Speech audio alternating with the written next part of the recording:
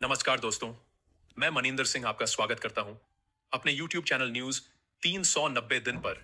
आज हम बात करने वाले हैं एक ऐसी तकनीक के बारे में जो आसमान से बारिश लाने का दावा करती है। जी हां, आपने सही सुना, कृत्रिम बारिश। आजकल दिल्ली में प्रदूषण से निपटने के लिए इसी तकनीक का इस्तेमाल हो रहा है। लेकिन क्या सच में हम बादलों को कंट्रोल कर सकते हैं? इसके फायदे क्या हैं और नुकसान क्या हैं? आज के इस वीडियो में हम जानेंगे कि कैसे साइंस की मदद से आसमान से बारिश कराई जाती है। तो वीडियो को लाइक करिए और चलिए शुरू करते हैं।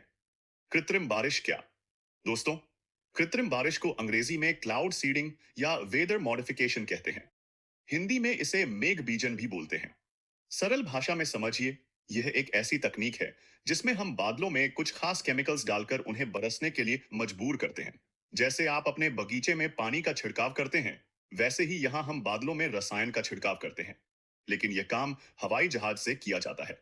कैसे काम करती है यह तकनीक? दोस्तों, इसकी पूरी प्रक्रिया 3 स्टेप में होती है। पहला स्टेप, सबसे पहले बादल बनाए जाते हैं। इसके लिए नमक, यूरिया जैसे केमिकल्स का इस्तेमाल करके हवा के कणों को ऊपर भेजा जाता है।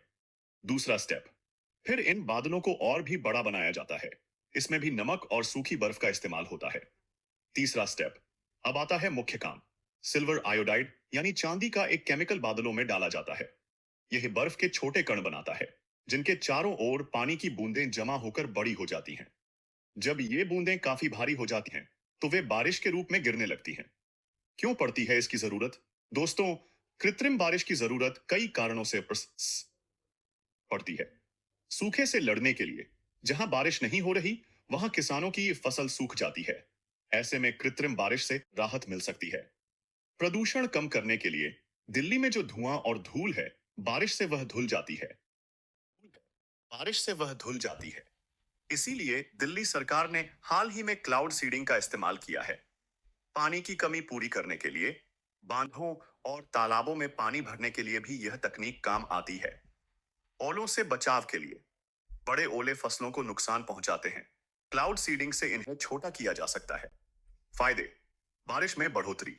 रिसर्च बताती है कि यह तकनीक 5 से 15% तक बारिश बढ़ा सकती है। कुछ जगहों पर 46% तक बेहतर परिणाम मिले हैं। हवा साफ होती है। प्रदूषण, धुआं और धूल बारिश से धुल जाते हैं। सांस लेने में आसानी होती है। किसानों को फायदा: सूखे वाले इलाकों में फसल अच्छी होती है।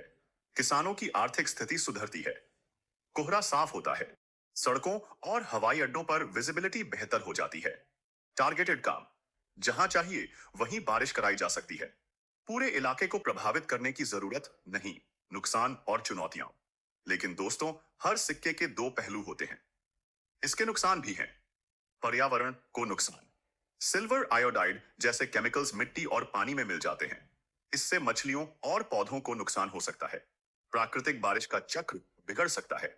सेहत की समस्याएं: सांस की बीमारी हो सकती है, खासकर अस्थमा के मरीजों को। त्वचा पर भी बुरा असर पड़ सकता है। हालांकि कम मात्रा में यह ज्यादा खतरनाक नहीं है। सीमित कामयाबी: यह सिर्फ तभी काम करती है जब बादल पहले से मौजूद हो। सूखे मौसम में बादल ही नहीं होते तो कुछ नहीं हो सकता। दिल्ली में सर्दियों में सिर्फ 3% बादल सीडिंग के लायक होते हैं। अस्थायी समाधान: बारिश के 6 से 10 घंटे बाद प्रदूषण वापस आ जाता है। यह कोई परमानेंट इलाज नहीं है। महंगा तरीका: एक छोटे प्रोजेक्ट में 12 लाख से 41 लाख रुपए खर्च।